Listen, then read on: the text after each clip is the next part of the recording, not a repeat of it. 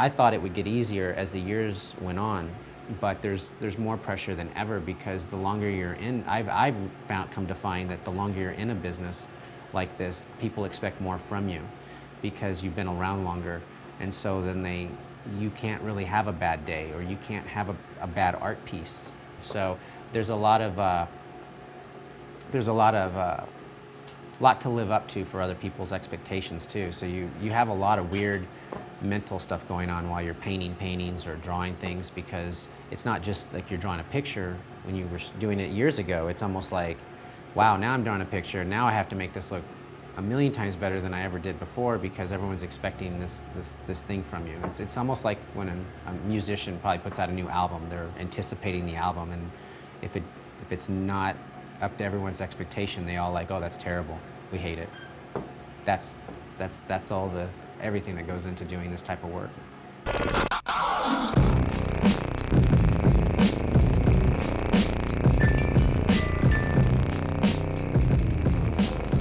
The wall with the pictures up there are all of actually they're not all the students, but there's a decent amount of my students up here.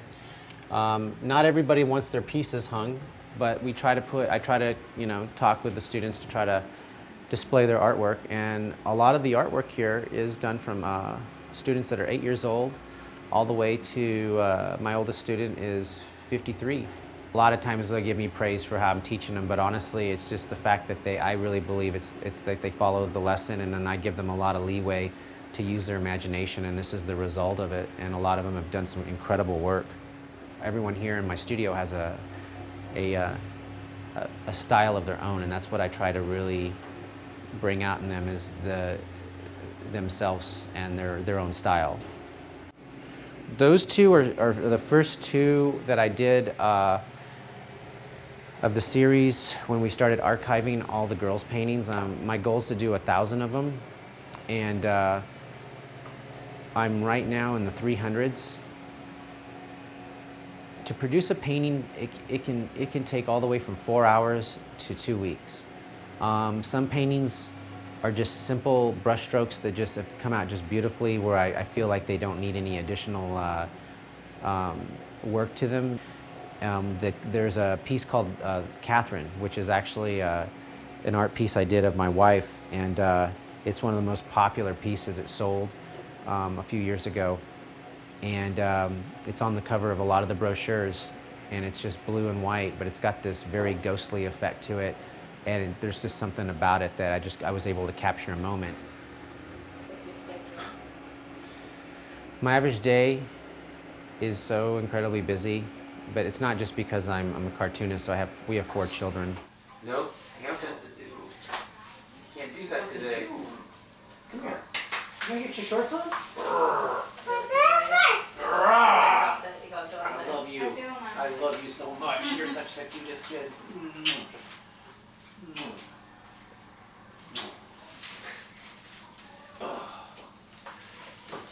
Go get your shorts. Go get your shorts. Put them on. Get your shoes. We're gonna go bub-eyed in a little bit. We gotta go to the paper place. I have 3 girls and 1 boy. So my wife and I, it's a full-time job taking care of them. We love them. Want them to turn out right. These are Guinevere's glasses, but he likes to wear them. He looks like Elton John. So funny. But mainly I start off at like sometimes 6:30 in the morning, start working on stuff at my home studio. My son's usually with me at my home studio, so I'm usually chasing him around. He's almost 3. Then at 3 o'clock we have classes here at the studio. And then when I get back home, my wife and I either make dinner. We try to have the family sit down for the dinner, kind of like see what's going on with everybody.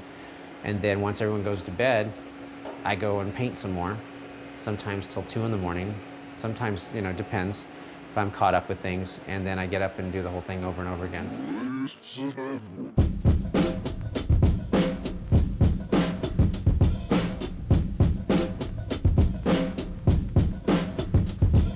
A better still, teleport the whole planet here through music.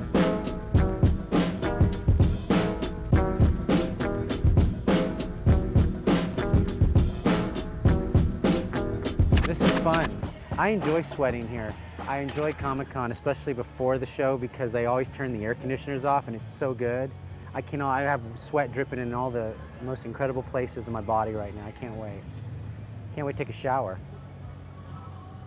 Mainly during the show, we try to have as much fun as possible because the setup and the teardown, it's not such an enjoyable process. You know, you have to get there quickly and get everything up, and then you got to tear everything down by a certain time, union regulations. So the con's kind of like a fun kind of moderate kind of party for me. I get to have fun and paint and do what I want to do and just kind of, you know, and talk to people I haven't seen in years or that come once a year that you only see. So it's pretty cool. It's a cool adventure kind of thing. And at the end of the con, I feel like this. Please make sure that all merchandise and trash is out of the aisles and returned to your exhibits. Attendees will be entering the hall shortly. The Comic-Con is a real social event, and sometimes, you know, for me, I want to give everybody like a complete one-on-one, you know, talk with everybody. So I enjoy talking with everybody, but also if you had to sit behind a convention booth a lot of times, a lot of people aren't aware of how much work that actually is, talking for about 8 to 10 hours straight and sketching nonstop and things.